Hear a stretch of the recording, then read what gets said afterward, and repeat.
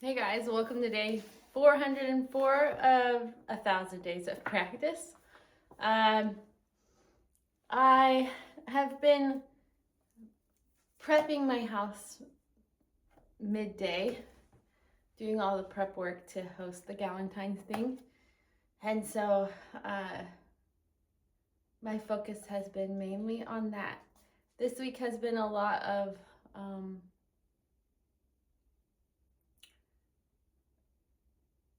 this week has been a week full of rich life happenings. I feel really rich this week with spending time with my family and friends. My husband and I are making more of an effort to make our evenings a little bit more intentional with the kids, with each other, serving the young women at our church makes my life very rich. And we're doing the Galentine's thing tonight, and so just prepping for that. So because my life is rich in other ways right now, there just hasn't been enough time for me to dedicate a half hour or an hour to practice.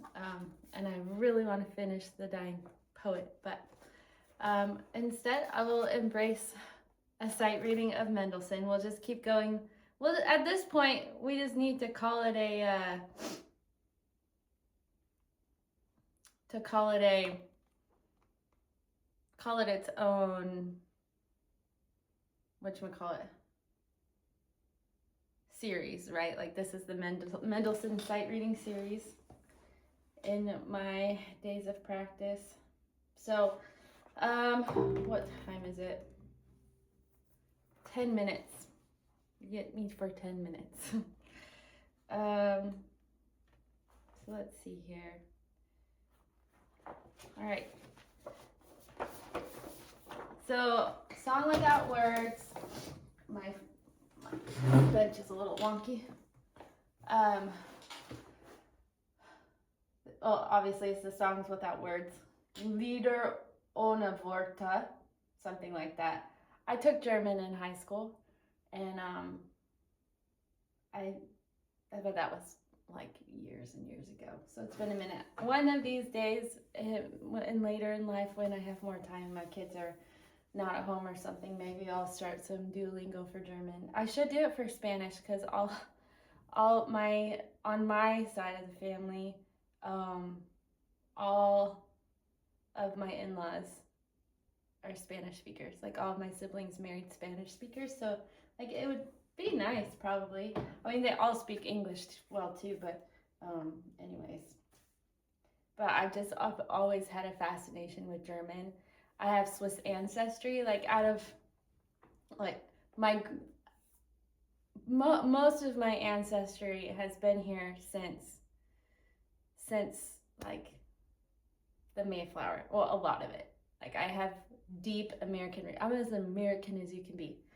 But like William Bradford, he's like my 11th great grandfather, which is pretty cool. But also he was mean. So, but that's besides the point. We all have embarrassing people in our family history that didn't make great choices.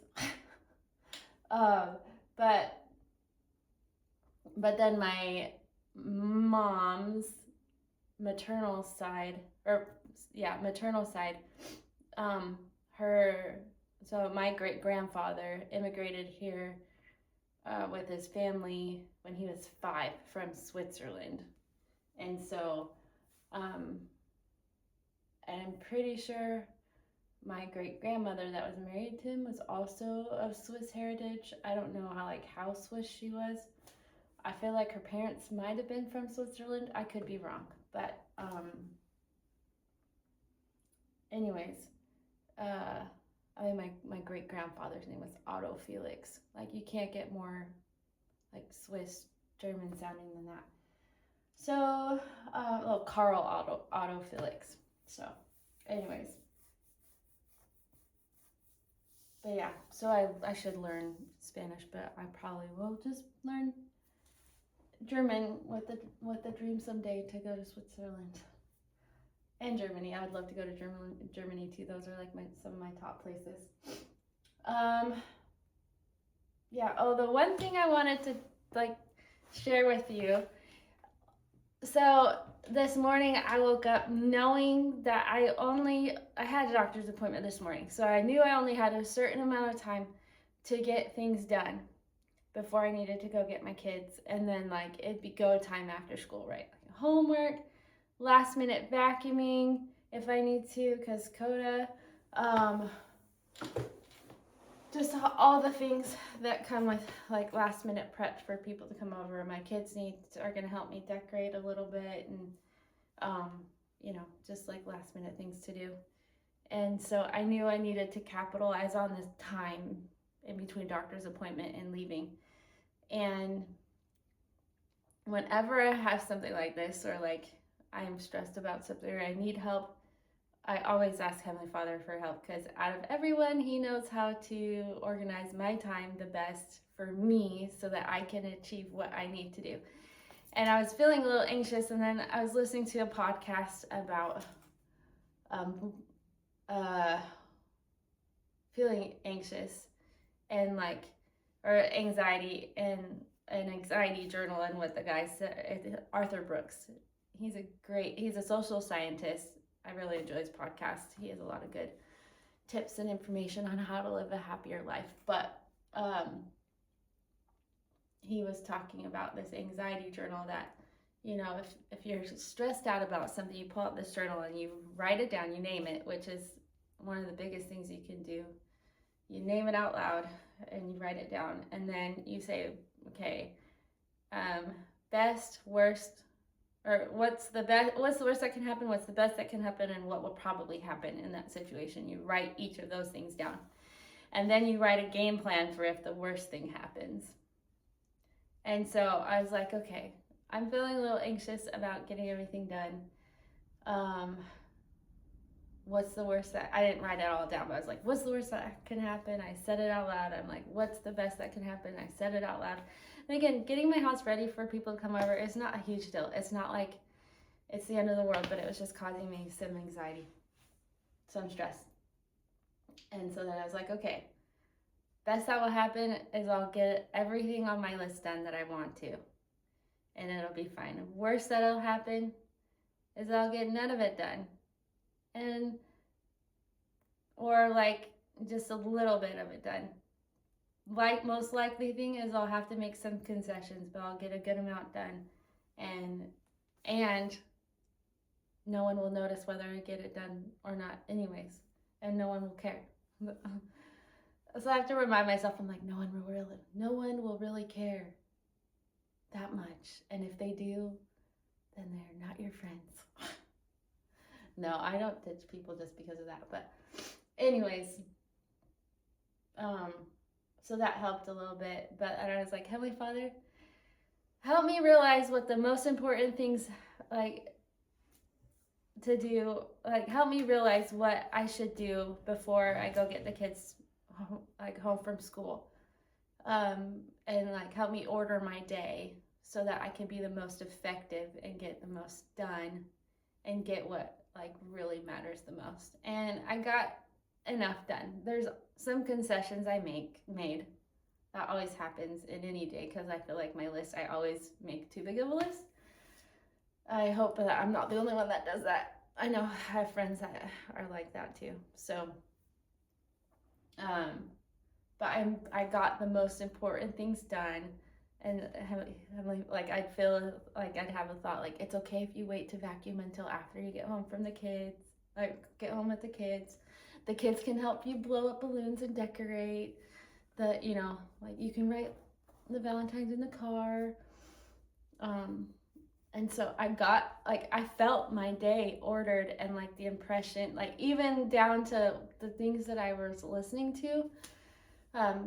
Our prophet, President Dallin H. Oaks, spoke at BYU yesterday for a devotional, which if you have a chance, go and watch it or listen. It's on podcast. It's on a podcast called BYU Speeches, I think, and then you can find it on YouTube. via the Church of Jesus Christ of Latter-day Saints. And like I had just enough time to listen to that. I was like, okay, I'm going to vacuum and then I'm going to stop. I'm going to go prepare my lunch. And then hopefully by then I'll be done and I can play the piano right before I go. And so I've like vacuumed, I listened to the devotional, came downstairs, wrapped up the vacuum. And as soon as I wrapped up the vacuum, it like finished. So like the timing was just perfect. Anyways, I just want to testify that Heavenly Father knows you. He knows what matters to you.